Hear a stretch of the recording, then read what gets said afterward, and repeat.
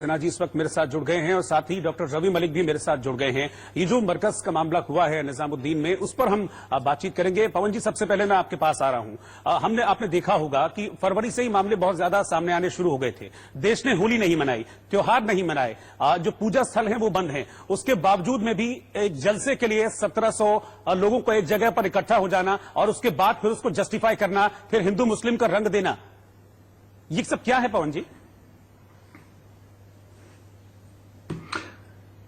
देखिए, ये बड़ी अफसोसनाक बात है और ऐसा नहीं होना चाहिए था। 1 मार्च से ही लोगों में ऐसे संकेत जाने लगे थे कि इस बार होली मनाई जाएगी, नहीं होली का त्योहार करे नहीं करे, और बड़ी मुश्किल से कुछ लोगों ने होली मनाई और उस पर भी वो इकट्ठे नहीं हुए।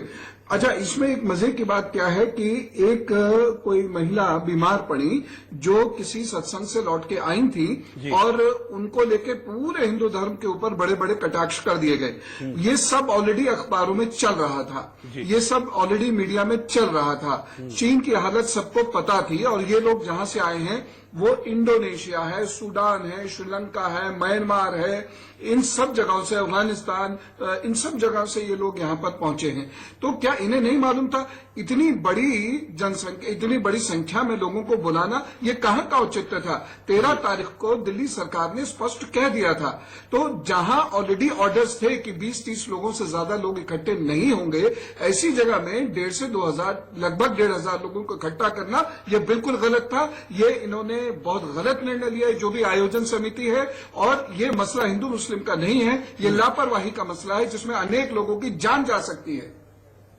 बिल्कुल। पवन जी, मैं एक सवाल और आपसे करना चाहूंगा। मैंने यही सवाल मुस्लिम जो धर्मगुरु है उनसे भी किया, तो वो मेरे पर भड़क गए। मैंने एक सीधा सवाल पूछा कि क्या इस देश के नागरिक होने के नाते आपका फर्ज नहीं बनता था कि आप इस बात की जानकारी खुद जाकर देते? आप अपनी जो जमात वहां पर इकट्ठा हुई थी उनको आप अलग करते। 1700 लोगों को एक साथ आपने इकट्ठा रखा कई दिनों तक, 21 तारीख से 26 तारीख, 27 तारीख, 28 तारीख तक आपने 1700 लोगों को इकट्ठा रखा। देश को एक बड़े खतरे की ओर ढकेल दिया। बिल्कुल सही सवाल पूछा आपने। यहाँ का यह कानून है कि जब भी हमारे घर में या हमारी संस्था में कोई विदेशी आएंगे तो हम निकटतम पुलिस थाने में उनके बारे में इंफॉर्मेशन देंगे। ये ऑब्लिगेटरी है, ये मैंडेटरी है, ये हर एक सिटीजन को करना ही करना है। ये कानून है, इसको हम लापरवाही या ये इसका कह के छुपा नहीं सकते। ये हमारा फर्ज बनता है, ये कानूनी फर्ज बनता है। तो इन्होंने ये छुपा के बड़ा गलत किया। अच्छा, यही नहीं छुपाया, ये मवाना के पास एक मेरठ के पास जो मवाना, वहां के मस्जिद में, सरधना की मस्जिद में भी ऐसे लोग निकले हैं छापामारी में। ठीक है, वो क्यों छुपाया? और वहां की पुलिस को वो भी इत्तला नहीं दी। अब पुलिस को भी एकदम से सब चीजों की खबर नहीं हो पाती।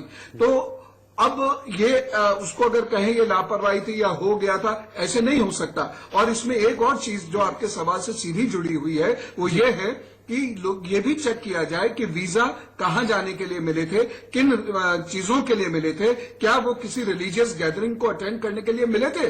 और अगर ये नहीं है तो ये बहुत संजीदा मसला बनता है। इसलिए आपका क्वेश्चन एकदम वाजिब है और इस पर बड़े ठंडे तरीके से उनको जवाब देना चाहिए था। भड़कने का तो सवाल ही नहीं होता, क्योंकि वो against the law of land जा रहे हैं।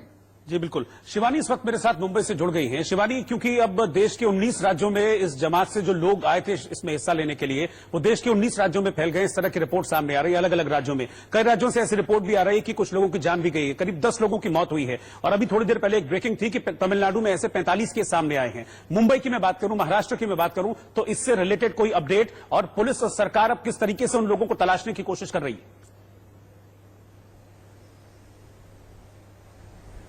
जी, बताना चाहेंगे कि पूरी तरह से जो रास्ते हैं पुलिस ने चौकअप कर दिए हैं। यानी कि कितना भी बड़ा रास्ता हो उससे महज एक ही गाड़ी गुजर सकती है। उसमें प्रॉपर चेकअप किए जा रहे हैं। जहां पर शुरुआत में पुलिस सिर्फ मेन रोड या हाईवेज पर नजर आती थी, अब पुलिस इंटीरियर्स के अंदर एरियाज में भी नजर आ रही है। जहां पर जो भी लोग उन्हें संदिग्ध नजर आते हैं या 2 से ज्यादा 4 भीड़ मचाते हैं, जो पुलिस से बचकर चलने की कोशिश करते हैं, उन लोगों को पुलिस सबसे पहले अटैक कर रही है। उनसे प्रूफ्स लिए जा रहे हैं, उनकी पूरी हिस्ट्री को बयान किया जा रहा है, चेक किया जा रहा है। जहां पर पुलिस अब काफी ज्यादा स्ट्रिक्ट हो चुकी है इन सारी चीजों को लेकर। और पुलिस ने पूरी कोशिश की है कि इस तरह की कोई भी एक्टिविटी महाराष्ट्र मुंबई में स्पेशली ना हो, क्योंकि बहुत ही ज्यादा बड़ी समस्या खड़ी कर पाएगी, क्योंकि यहाँ पर कम्युनिटी राइट्स होने की भी काफी ज्यादा चांसेस बढ़ जाते हैं।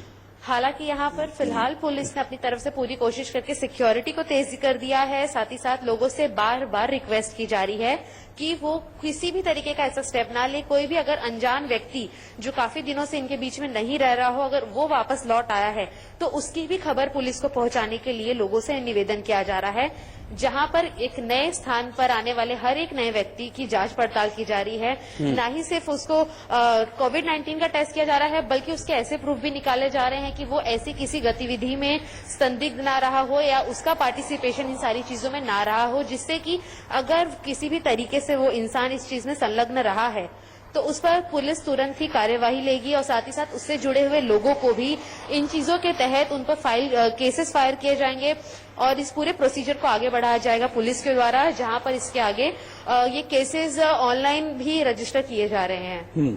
ठीक है शिवानी, बहुत बहुत शुक्रिया आपका इस जानकारी के लिए। और पवन जी, आपने समय दिया, बहुत बहुत शुक्रिया आपका हमारे साथ जुड़ने के लिए। एक छोटे से ब्रेक के लिए हम रुक रहे हैं, आप बने रहिए इंडिया न्यूज के साथ।